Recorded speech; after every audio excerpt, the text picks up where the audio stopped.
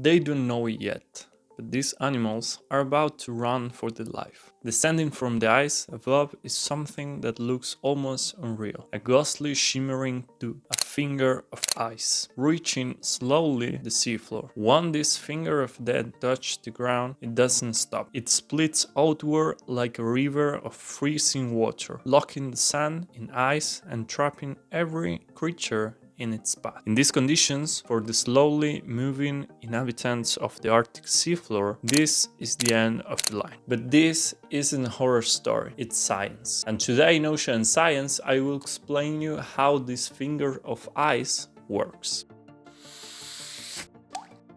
This phenomena in science is called a brinicle, a word forming from brine and icicle. So brinicle is not a normal icicle. It's the result of combining chemistry, temperature and gravity. And it forms exclusively in polar oceans, as the Arctic or the Antarctic. So for understand this, we need to know what happens when the ocean froze. When the seawater freeze and form the sea ice, there is something important happening. The salt cannot enter in the crystal form of the ice water. So the sea ice, it will be without the salt that was part of the sea water before. And this creates brine, water that is extremely salty and extremely cold. We're talking about of minus 23 degrees. This water is saltier than the surrounding seawater. And here is the point. This brine is colder than the surrounding seawater, as I said before. But if it starts to sink, so going down, and the temperature still lower than the freezing point of the water that is surrounding all the time. So starts to form this tube of ice. This is because instantly when this water touch the other water, freezes it, so it becomes this tube that arrives until the seafloor. The scientist has described this as an inverted chemical garden, because in the chemical gardens we are talking about the osmosis and the buoyancy. So here the water goes up, so we are talking about phenomena that brings the water up from this garden. And here is the opposite, going the water down, but in this case for the force of the gravity. As I said before, it is more dense, so it starts to sink and go down. So which conditions we will need for this? We're talking about extreme colds, so less than minus 40 degrees outside. We're talking about also for a very still seawater, so the currents cannot break this tube, and also an strong salinity contrast, because here the main point is that one piece of water is saltier than the other ones and then starts to go down with this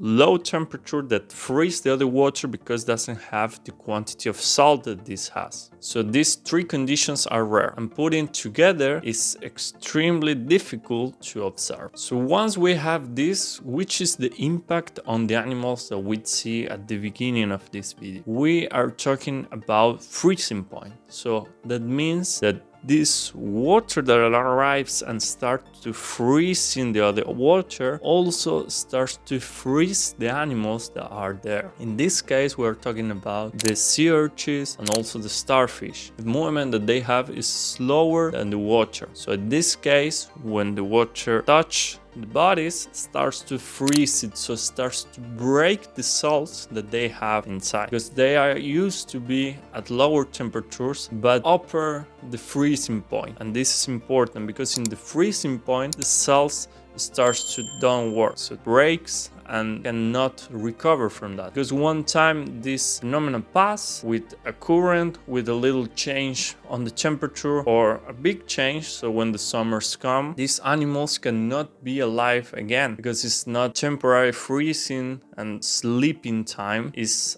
a freezing point that they break the inside of the animals. And for that is called the finger of death, because one starts and touch the animals, there is no way to be back. But don't be afraid of this. It's a rare phenomena to observe and to be part of, because as I said, we have three conditions that are so extreme to arrive, and also when this finger starts to formate, it needs to arrive to the bottom, so we need a shallower water to arrive, maybe a few centimeters or maybe some meters, because if it's higher, it's probable that the water will be not still. We will have a lot of currents that would break this equilibrium, so it's difficult to observe and also to be killed by this finger. So if you're an animal and you're there, it's bad luck, because it's so difficult to formate this and make it arrive to the seafloor. But in that case, it ends. So that is all for today. It was a little bit short to explain this phenomena because it's a particular one, but I think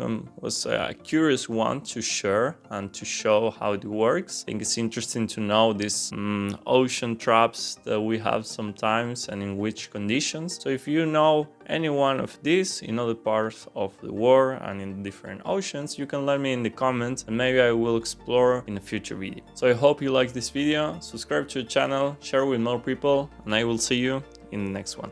Bye bye!